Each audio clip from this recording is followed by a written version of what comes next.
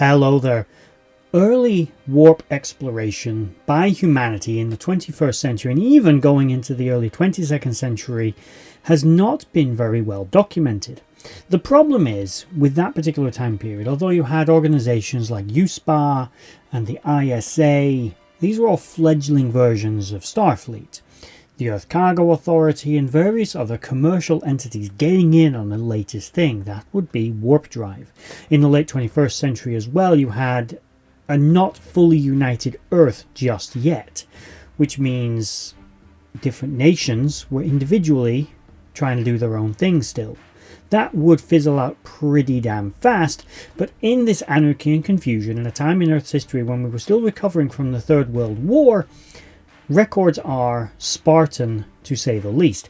So exacting records of exactly what ship was launched when, and what they were called, what they did, their accomplishments, some of that has simply been lost for time. But not everything. Some bits and pieces of information have fell through the cracks, and we still know something. We know a name, we know maybe a date, and we know maybe what they did. Ships like the Valiant, for example. An early Earth warp ship from the late 21st century. But we don't have much. Friendship 1 is a prime example of something we do know a lot about, but only because it was still in contact with Earth for years after its launch. And that was an unmanned craft, so we just kept in remote contact with it. Manned vessels changed quite regularly. Cargo ships, they stayed operational, but they stayed on deep space. What we're going to talk about today is a vessel known as the SS Bonaventure. C121. What its registration means, we don't know. Lost to time. This vessel was originally actually very misrepresented in history, even going as far as some to actually believe this was the first warp vessel humans ever built. This confusion, because it's not to be confused with the Phoenix, which was the actual first warp craft, it is believed the Bonaventura was actually the first warp vessel built by humans. In other words, Friendship 1 was launched a little after the Phoenix. This was the first attempt at a manned, warp-capable vessel purpose-built for warp drive after the Phoenix. However, that's next to all we know about it. We have a few images, and actually it is taught in schools as far as the 24th century what limited information is known about it, and that information was even taught on Deep Space Nine, as a model of this ship was actually seen in the classroom of Keiko O'Brien aboard Deep Space Nine as part of her education on early warp flight from Earth. This vessel was part of Starfleet's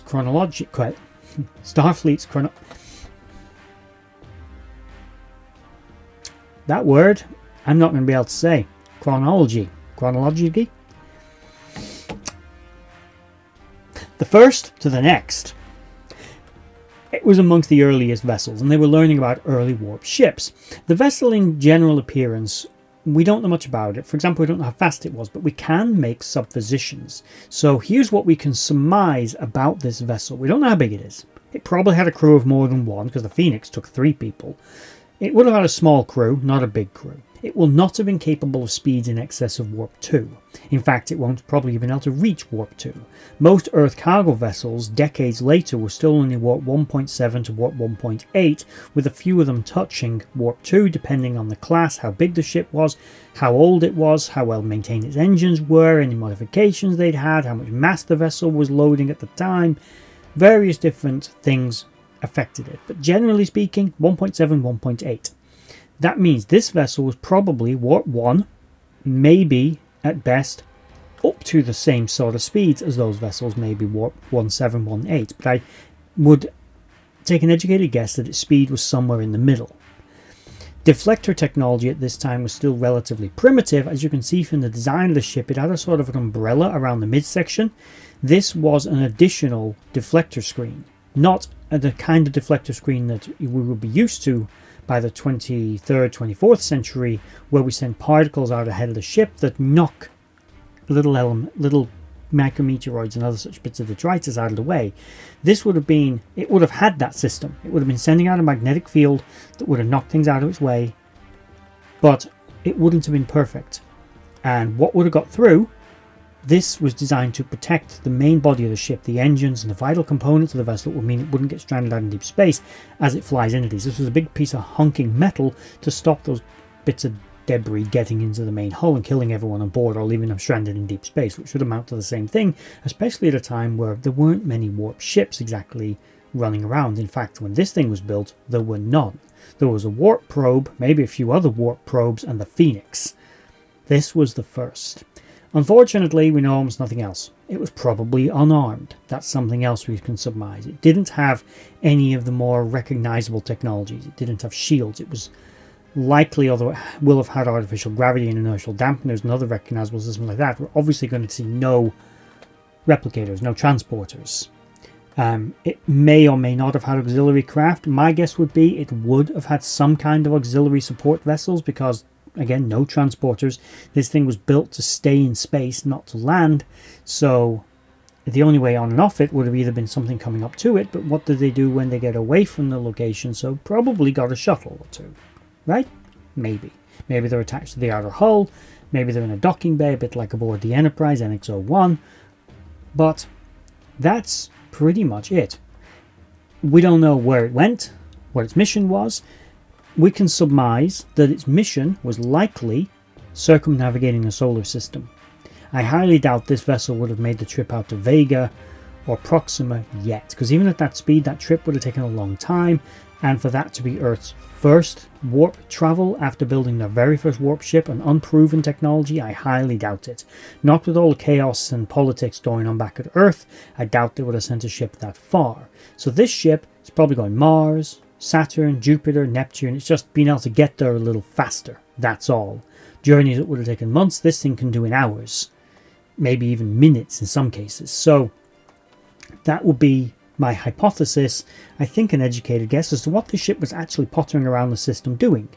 But what do you think? Give me your thoughts in the comment section below. What was this vessel capable of? Do you think it actually was used? Do you think the spirit of adventure took over and this ship was just hurled out into deep space before humanity was ready?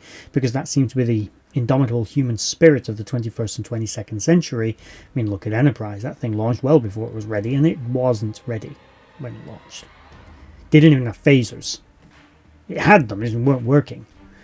Anyway, so let me know in the comments below what your thoughts are on the ship. Have you ever heard of it? There are other Bonaventure vessels, I should point out, just to give it a little appendices on here.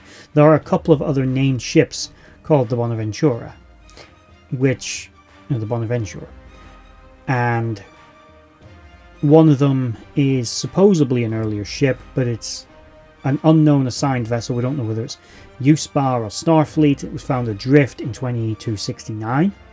It shared a basic similar hull profile to a Constitution class.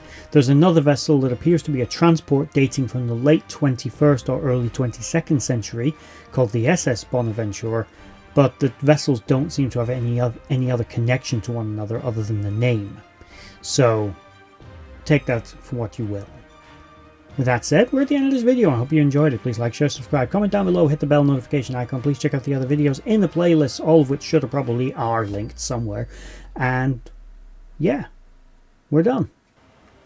I'd just like to say a thank you to everyone for watching that video. I hope you enjoyed it. I really enjoy making these. If you did enjoy it, please consider giving a like, share, and a subscribe, and maybe checking out the other videos on the screen right now. And in the description box below, there are links to my other social media accounts.